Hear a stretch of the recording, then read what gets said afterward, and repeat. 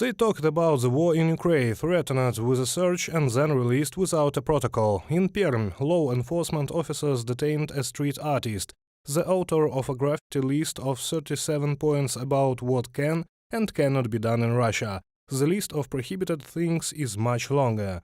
These are the graffiti in Perm that the artist Artyom began to place after the start of Russia's full-scale invasion of Ukraine. But the Russian authorities do not like this kind of dissent. The fear of Putin and his team to lose their power. He wants to show himself as a leader of Russian society. The support of Russian society is very important to him, and any form of protest plays against this. The Russian government has become authoritarian and is falling into such totalitarianism and has long suppressed various protests for many years, but now with the war it has become a total scale. Since February 24th, more than 300 criminal cases have been initiated in Russia for anti-war statements and actions. The independent human rights media project WarDay Info and the Verstka publication estimated that 378 people have been charged or suspected. 7 of them were minors. More than 100 cases were opened under the article about fakes about the Russian army. Another popular article is vandalism, usually for defacing the letters Z and V. Altogether, since the beginning of the full-scale invasion, the Russian police have detained 1,443 people at anti-war rallies, and despite this, people are still protesting.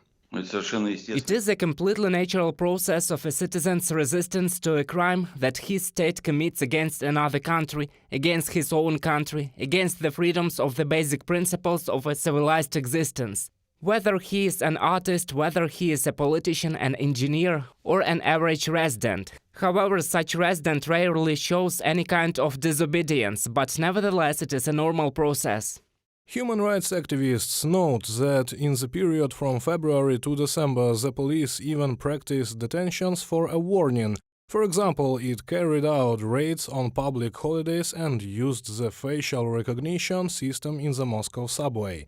Not so long ago it became known that a Moscow resident was sentenced to a year in prison for writing "Putin is a murderer" on a wall.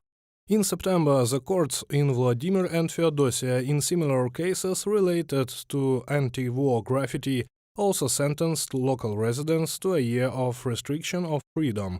Experts are sure that even single manifestations of disagreement with Putin's aggressive policy play a role. These actions, these protests are important in such a moral and ethical aspect. We remember how the whole world and people were struck by the demonstration of 5 people in 1968 in the Soviet Union against the entering of troops into Czechoslovakia, and this became some kind of moral example and remained an example of resistance to the authorities.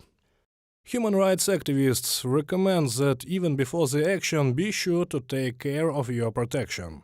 The first is to draw up a power of attorney, to call a lawyer, so that this legal assistance can be provided when you are detained, to pay attention and record all kinds of violations, to use them later in court, to appeal against such unlawful actions of the power structures. And the Russian government will continue to tighten the screws. Legislation is getting tougher.